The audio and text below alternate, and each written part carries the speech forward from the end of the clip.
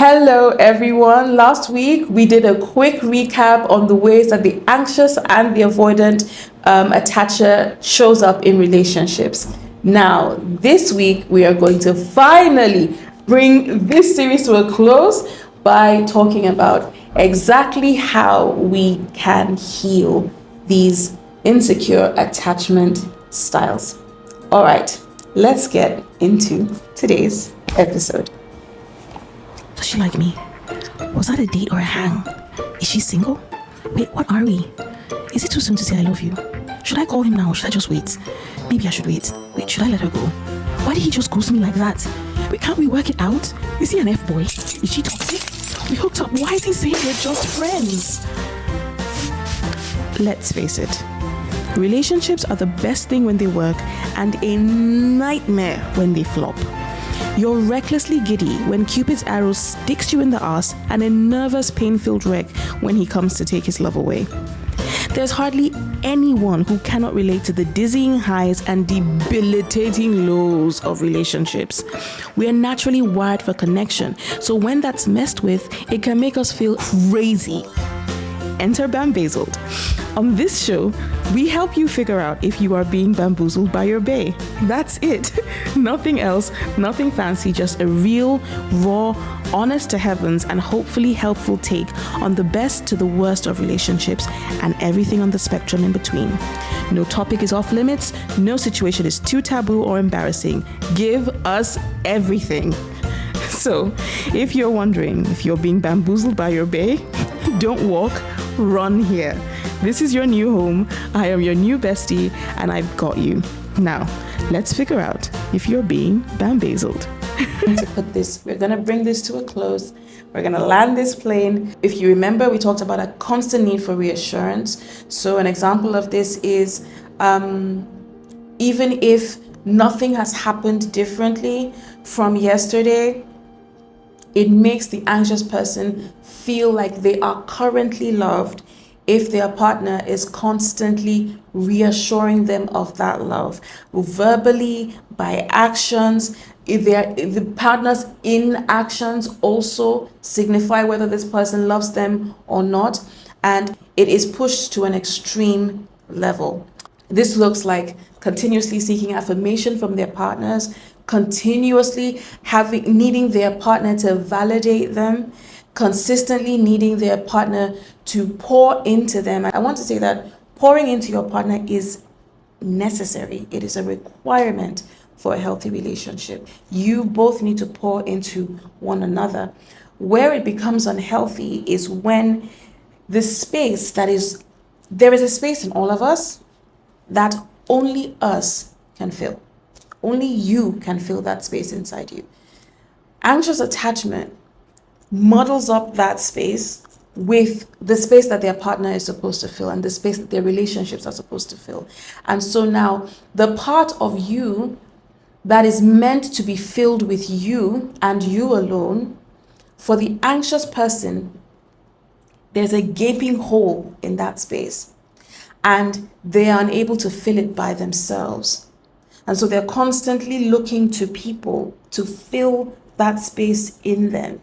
And that space that hole was created when they were young, and they experienced things like inconsistent caregiving. Today your dad is talking to you, tomorrow he's not talking to you because he's mad at you.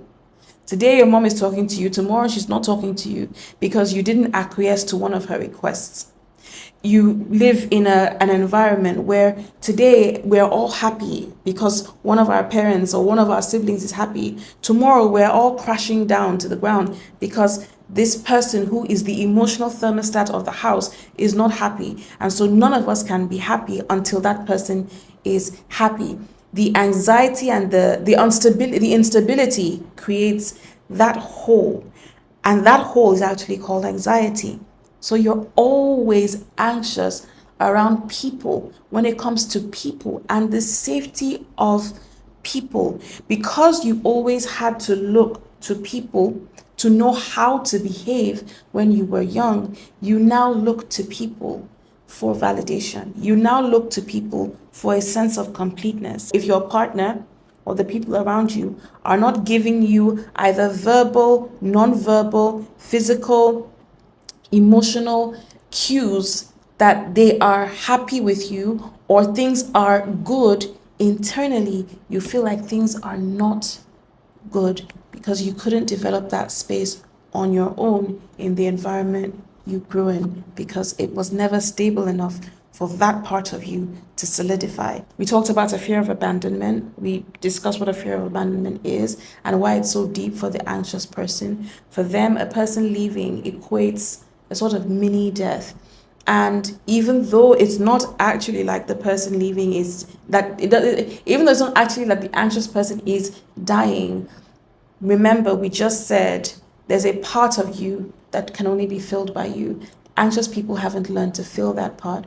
So they fill that part with their relationship. Now imagine if the relationship is extracted from that space. It leaves a gaping void. And for some anxiously attached people, that can feel like they are dying. There is a term called abandonment melange, and melange is spelled melange. Yeah, melange. And it is a phrase that was coined by a psychologist called Pete Walker, very intelligent. He will give you a lot of information about things like PTSD, complex post-traumatic stress disorder, which I think a lot of people should look into. I believe a lot of Nigerians suffer from CPTSD, and a lot of Nigerians are higher functioning survivors of CPTSD. And so abandonment melange is a mixture of emotions that come upon a person like a whirlwind, and you will see this more with anxious attachers than any other attachment style. It almost feels like it.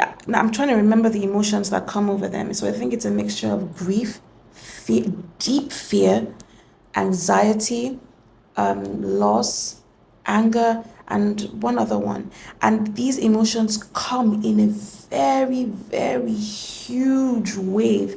It comes over the person, the anxious person, who is afraid that they might be abandoned or that they are being abandoned. And it affects the brain in that moment in time. And so all their trauma responses kick into high gear. Your fight, your flight, your freeze, your fawn. They are fighting their partner to stay, even if their partner might not be leaving. They are running away themselves, feeling like if I leave first, then maybe my partner will come after me. That's your flight. You have or they're exiting the situation.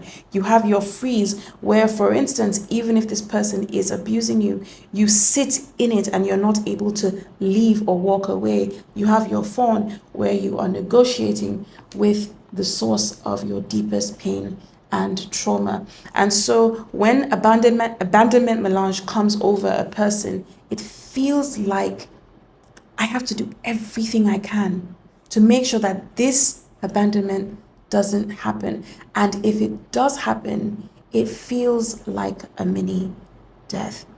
Please read about abandonment melange. The book, you can find it in the book From Surviving to Thriving. I believe that's what it's called. It's a book on CPTSD, and the author is a brilliant man named Pete Walker. I recommend that book to everyone, even if you haven't had any trauma in your life, which, like we've discussed, is very unlikely.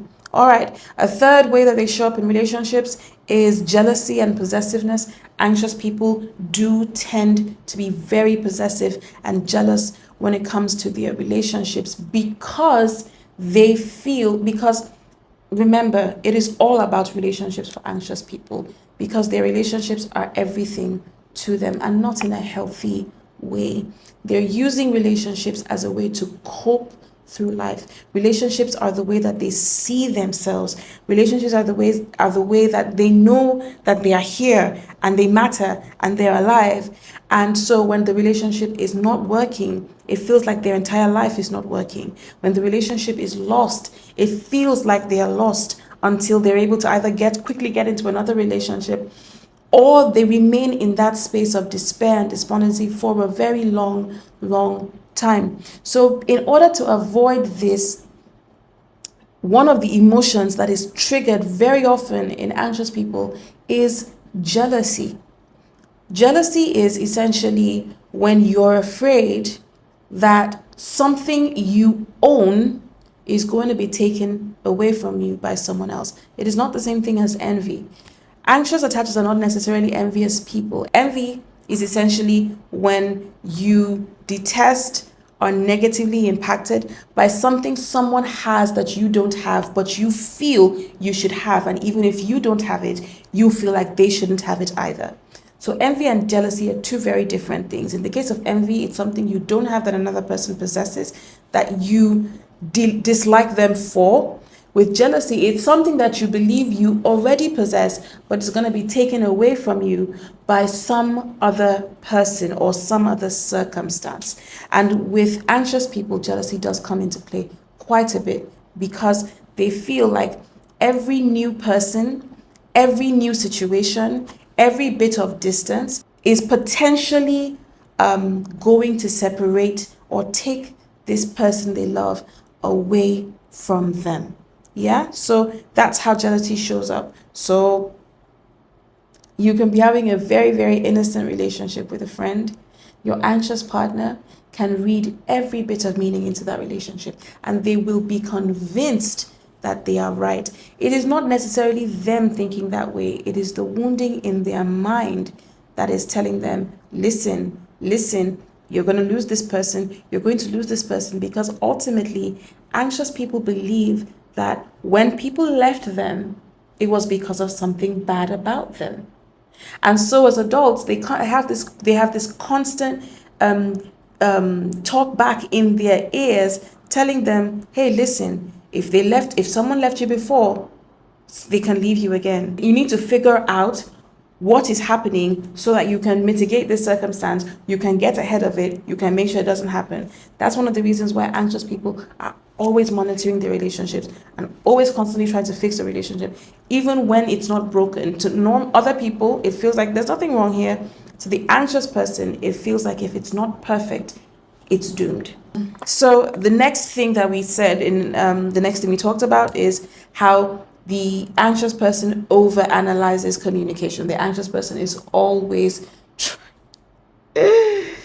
the anxious person reads a lot into every bit of communication. So texts, calls, social media interactions, and often, not always, but often misinterprets neutral messages as negative. Let me give you an example. Do you know any person, or have you ever been in a situation where someone said, and not this is if you're an anxious person, someone said hello to you. All they said was hello, your name. And you started to panic, or you started to think, why doesn't this person like me? Why didn't they say hey? Why didn't they say hi and call your name? If you grew up in a place or you've been exposed to people who, when they are happy with you, they say, hey, so and so, right? Then the moment they're upset with you, they take on this very formal position where it's like, I'm not happy with you right now, so I'm not going to be informal and warm with you. And they now start talking to you like you're in an office, and they go from hey or hi to hello, and they call your name. Do you see how, as an adult, you go into the world and you're talking to another completely different person? They have no bearing, they have no relation to your family or the people that you grew up with or whatever. And they're having a perfectly good day, and in their mind they're having a perfectly good conversation with you, and they start that conversation by saying hello so and so. The anxious person immediately goes back to the conditioning and wiring in their mind where when a person is talking to them and says hello, it means this person is mad at me. And now in present day, they have interpreted this well-meaning, innocent hello as this person doesn't like me, this person is mad at me. And they react and respond to that wiring, not necessarily the person in their present time. So that's what I mean by an over-analyzing of communication. So that was just an example. It creates unnecessary conflict, because imagine if a person is not fighting with you at all. They just said, hello, Annie. I'm going to use myself as an example. Hello, Annie. Please make sure you something, something, something, something. If I'm the sort of person who has an anxious attachment style, and one of the things that happened when I was younger or when I was a kid or whatever is when people were mad at me, they became formal and very removed and very distant and very curt in their communication. And one of the things they would say is they would go from, hey baby, hey sweetheart, hey my nickname, and then all of a sudden they say, hello Annie, make sure you take the trash out before whatever, I don't know. And then you now come to me, my boyfriend, and we're talking, and then you text me and say, hello, babe, or you say, hello, Annie. In fact, let's not even my boyfriend, a stranger that I've just met, we're communicating, and you say, hello, so-and-so. All of a sudden, I'm thinking, what did I do to this person? Why don't they like me? That is for someone that you don't know. Then if it is with your partner, your intimate partner, the day they choose to say hello as opposed to hey or hi or whatever, immediately it has become a problem. It's like, why is he mad at me? Why is my boyfriend angry with me? What did I do? Did something happen? Just now we were good. Why is he? And if that is not checked and brought under submission and control, it can spiral into an actual conflict, because another thing the anxious person will do is react to what they believe is going on, not what is necessarily going on. And so if you believe that this person is mad at you, what happens with most people? They go into one of the defense modes, and that defense mode can be fight, which is you create a problem. You run head first into it, and you start to give your boyfriend attitude. And then when you give him attitude, if he also is not a very mature person, he's going to give you attitude back. Before you know it, there's tension in the home, right?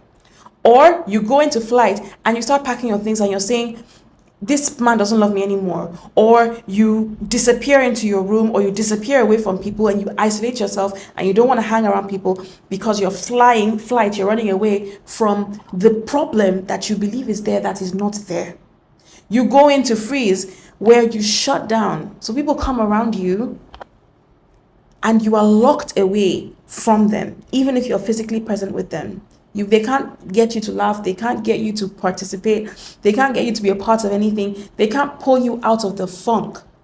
You go into fawn and you start to massage,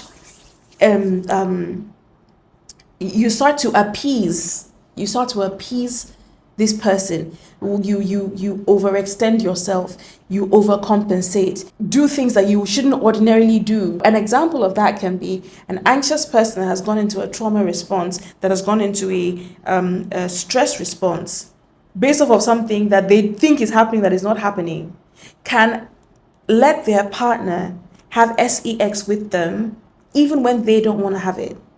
But if they're in fawn mode, they believe that that's going to appease their partner, so they will let him or her do it anyway, even though they are not feeling it, they're not aroused, they're not turned on, they're not even enjoying it.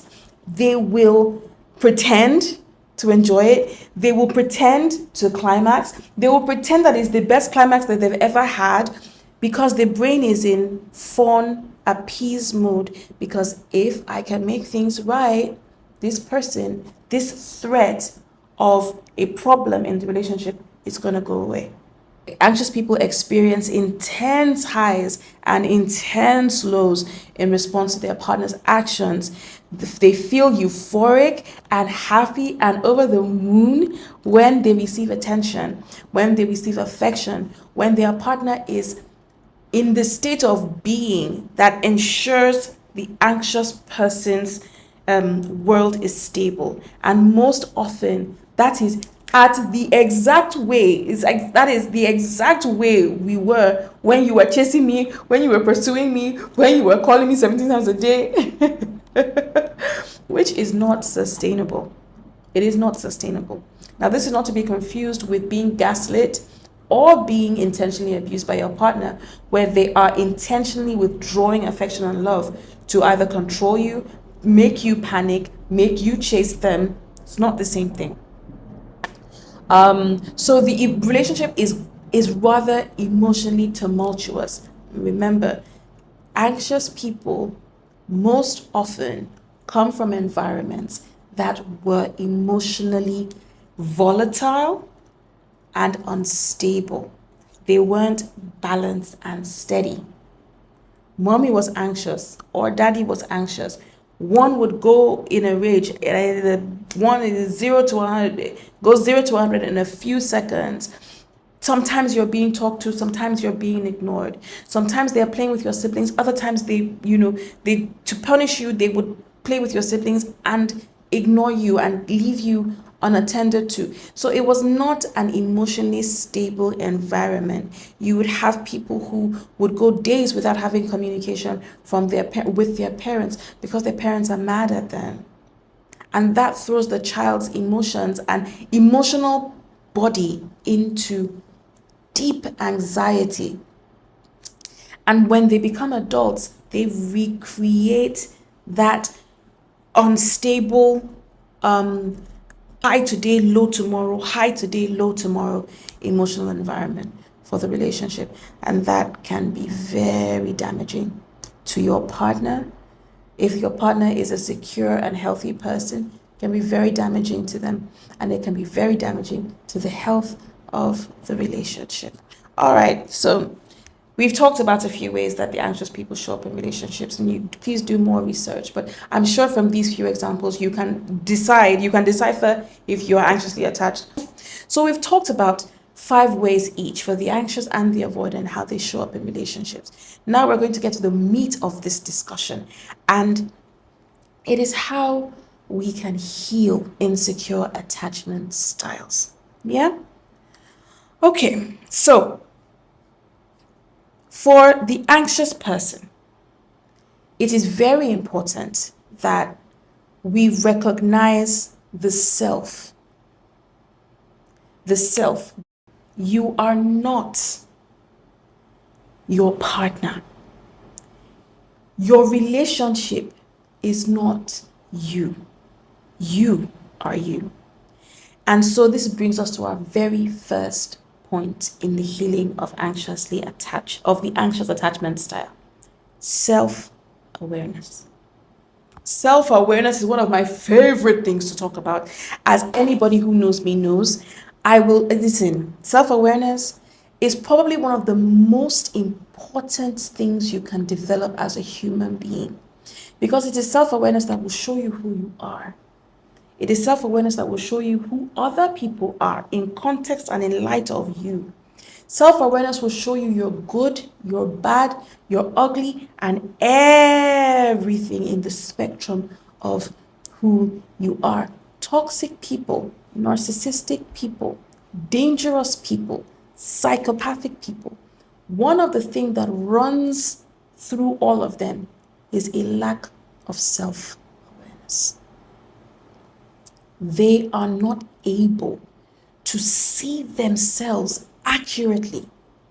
And so even when they are showing up in ways that are harmful to others and even themselves, they're constantly ruining relationships, constantly fighting with people, constantly leaving a sour taste in people's mouths. And they think it's the other person. It's always the other person. They are not able to see themselves because they lack this important skill called self-awareness. Now, self-awareness is going to help you as an insecurely attached person. It's going to help you see yourself. See yourself as you are, not as you think you are, not as people have told you are, as you are.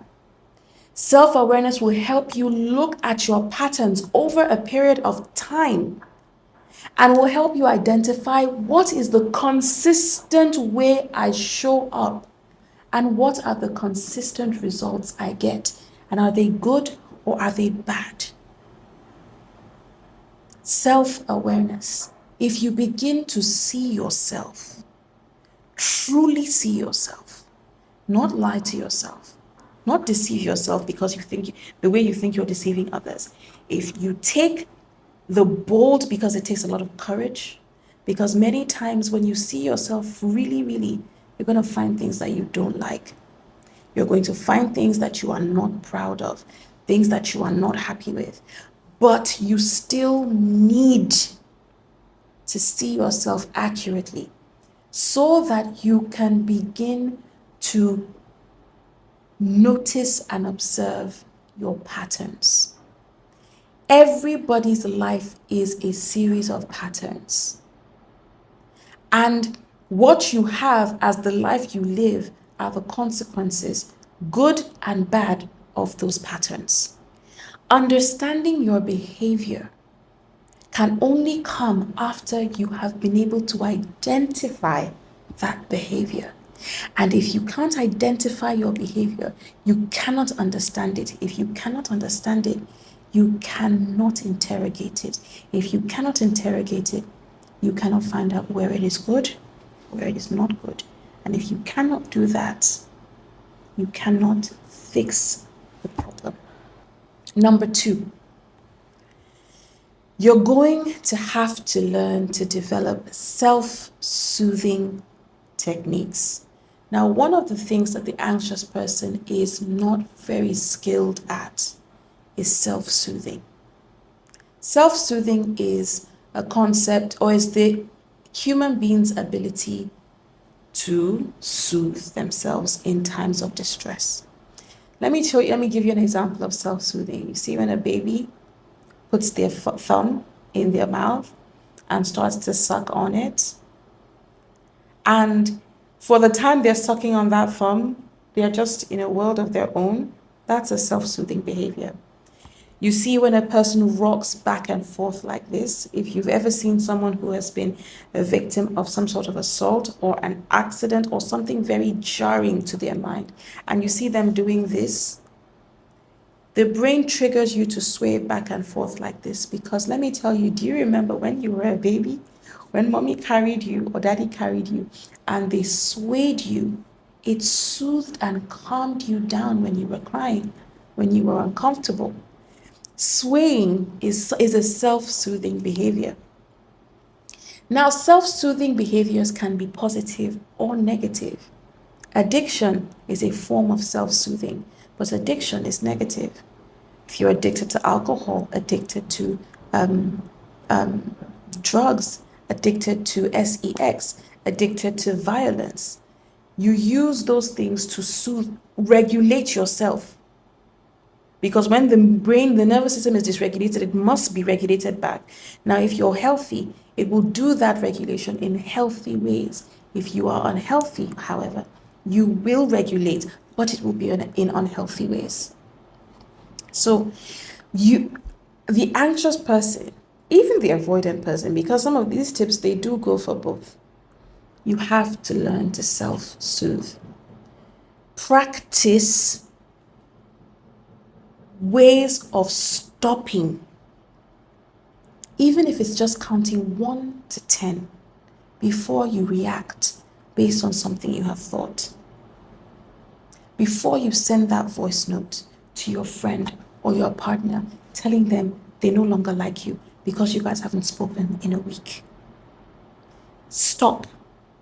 Literally do this. Go 1, 2, 3, 4, 5, 6, 7, 8, 9, 10.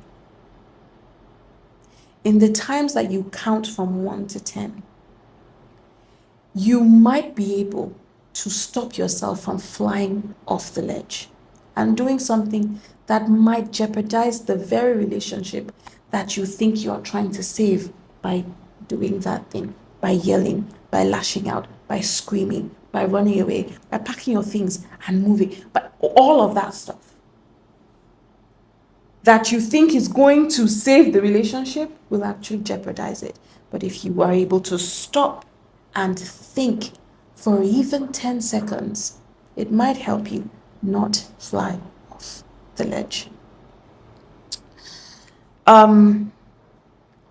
If you do this, it will help you, and you do it consistently. It won't work every time, but the more you do it, the better you will become at it. Because guess what?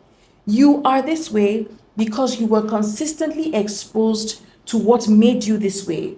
You will change by consistently exposing yourself to something different.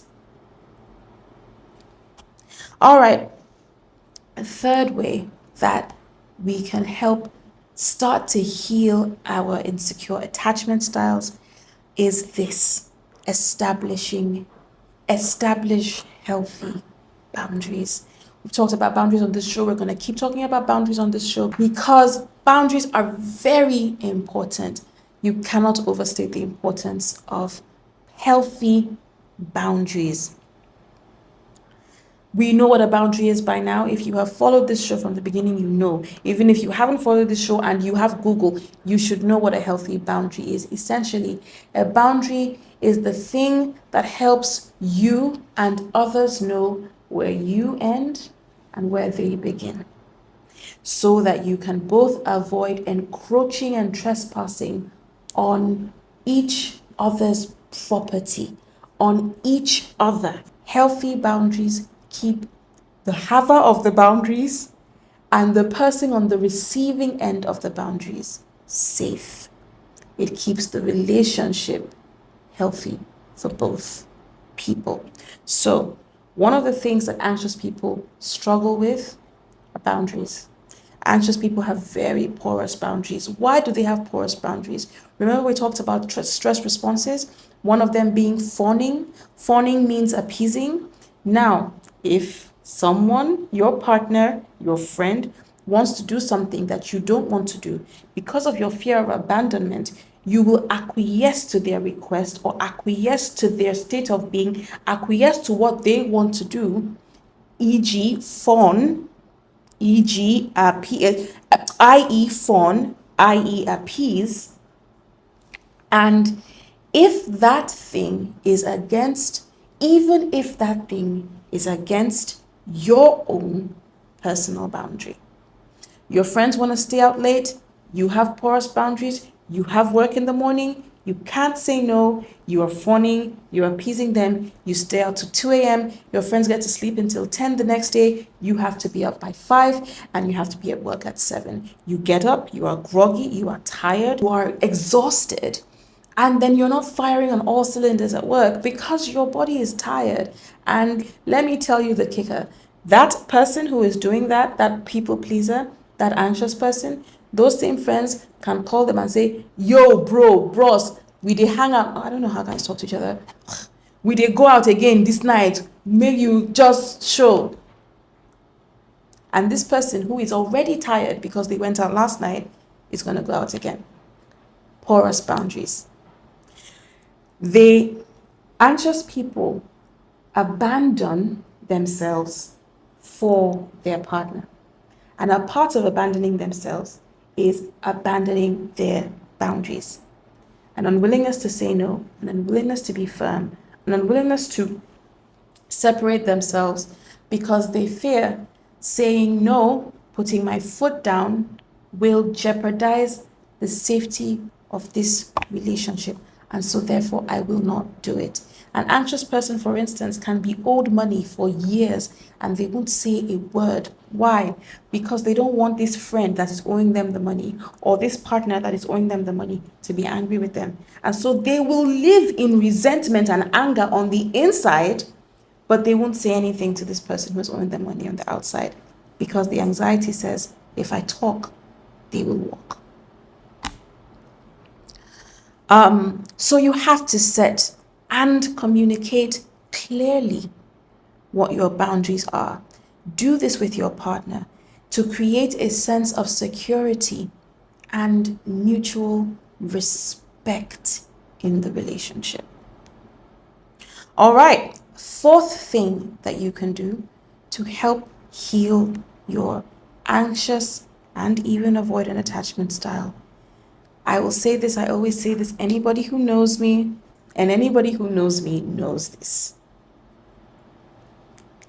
Go and get therapy. Go and get therapy. Therapy is not for mad people. Therapy is not for people that have lost their minds.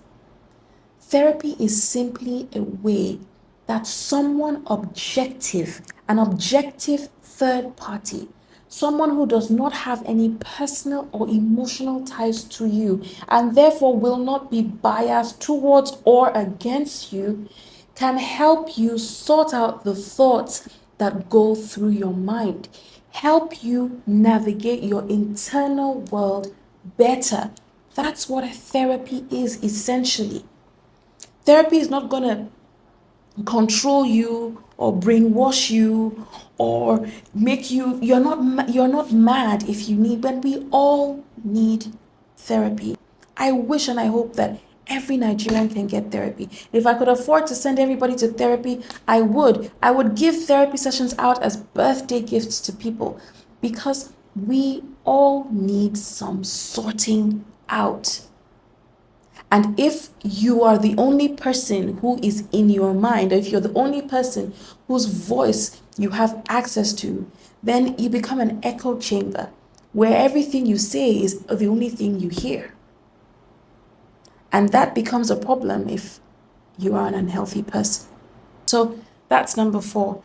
A fifth way that anxious people can start to go closer to being securely attached is to develop and cultivate self-confidence, true self-confidence.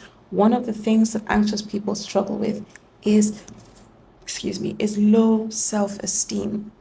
And that low self-esteem was caused by the people in the environment that made them feel unworthy of constant connection.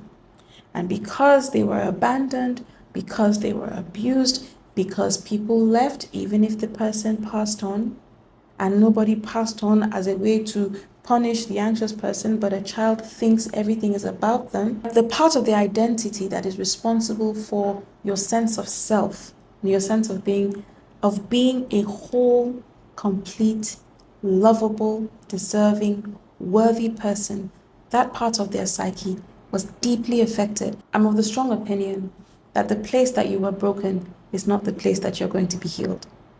That you cannot drink the same poison, you cannot drink the same substance that poisoned you to counteract the poison. What do I mean by this? There was an environment you were in that made your brain adapt in this way, and you became anxiously attached. It's not in that same environment that you're going to become securely attached. Not unless that environment has changed.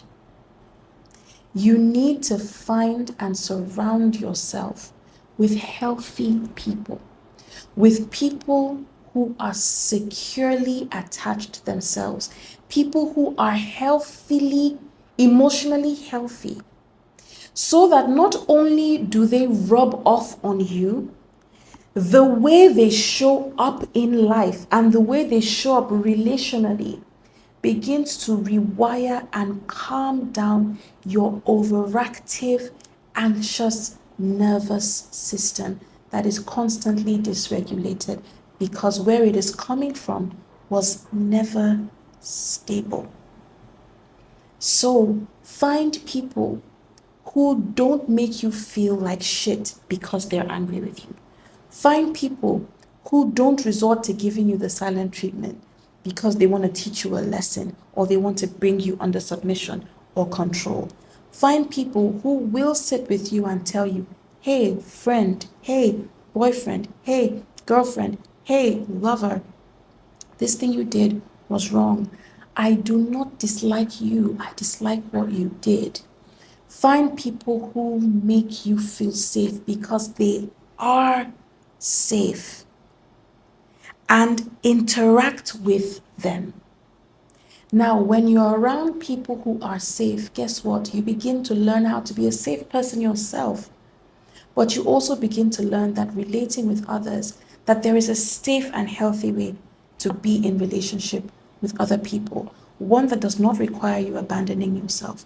One that does not require you being a doormat for people to step all over. One that does not require you to live in resentment and pain in order to stay in relationship with this person.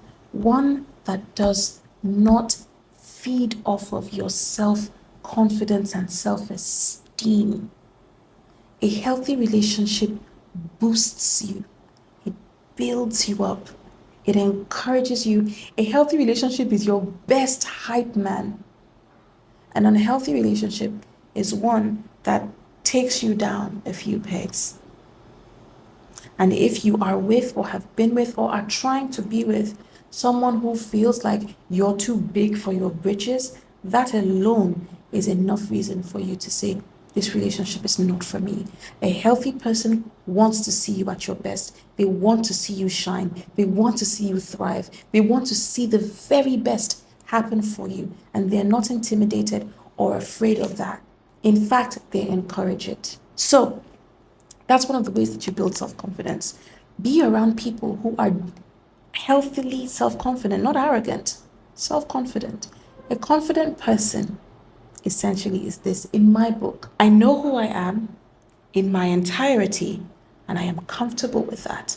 And I take my space without encroaching on or disallowing another person or other people to know who they are in their entirety, take up their space without encroaching. A truly confident person would not be intimidated by another confident person. A truly confident person doesn't need to knock people down a few pegs. You're not in my space. You're not in my space in the sky. You're not in my space. And so you are no threat to me. You cannot fill my shoes. They were made, tailor designed for me. And so I'm not threatened by anybody, no matter how big or small these people's shoes are. So self-confidence is not complete without that little addendum, if you would, that says, while I allow myself all of this, I also allow that for others. That's what true self-confidence is. One of the things that really hurts me when it comes to self-esteem is how talented, beautiful, bubbly, lively people are stripped of the very essence of themselves by the disapproving environment that they have grown up in or lived in or been exposed to. When you have people who scoff and go, or they're always mocking, or they're always dismissive, nothing you do is exciting to them. It's like, and this person who is experiencing all of these things, they just become smaller and smaller and smaller and smaller and smaller. It is so sad. And if they don't get healing, or if they don't meet people who say to them, hey, do you know how amazing you are? Do you know how beautiful you are? Do you know how talented you are? Do you know how intelligent you are? Do you know how worthy you are? Do you know how lovable you are? They go through life in that small, tiny box that the disapproving, dismissive, unhealthy people in their lives crafted for them. And some people live and die like that. Meanwhile, there was so much inside of them to give. So please surround yourself with people who see you for who you are and who tell you. Those are the kind of people you want to be around. Because even when you want to forget, they're not going to let you forget. They're not going to let you forget that you're beautiful, or you're handsome, or you're intelligent, or you're skilled, or you're talented, or you're lovable, or you're deserving. They're not going to let you forget. And if you are in a state where you're not forgetting, at some point, it begins to become a part of your new wiring. I can go on and on about the ways that you can heal your anxious attachment, but let's stop at these 5 for now. All right, we have come to the end of this series and we have come to the end of this episode. Thank you so much to everyone who has followed along the past 5 weeks in this series. I have had the best time talking about the anxious, the avoidant attachment, talking about attachment styles, talking about whether we are picking the type of person that we say is what we're attracted to. If this person is determined by the trauma that you've been through. And I'm hoping that by the end of this series, if you follow every single episode, you will be able to determine if maybe it is time to revisit what you think is your type of guy or your type of girl, especially if your type happens to be someone who causes you pain and distress, who causes you sadness, who causes you anxiety. A person talks to you today, they don't talk to you for another week. And then you think, oh, that's my type of guy. And when a man comes into your life and he's checking you every day, you think, oh, he's boring. He's nice, but he's boring. He's not boring. He's good for your nervous system. But the problem is your nervous system is not used to healthy. Your nervous system is used to toxic. It's used to that emotionally volatile and unstable environment. And so when it meets someone who provides stability, it kicks against it because it's not used to it. And this is how we sometimes determine our types based on the trauma that we have been through. I hope that these thoughts have been somewhat helpful for you. And if they have, I would ask that you please share them with someone who you think they will be helpful to as well. If you have a story that you want to share with us, please write to bambazeled@gmail.com. Keep sending me the DMs that you have been sending. All right, you know what time it is. Sign off with me. In life, we can either do better or we can do worse. Let us try to find ourselves in the former more than we are in the latter. Stay safe out there in those relationship streets. Make sure that you are not bamboozling or being bamboozled by babe. I will see you again in the next episode. And until then, please let love guide you always. Bye for now.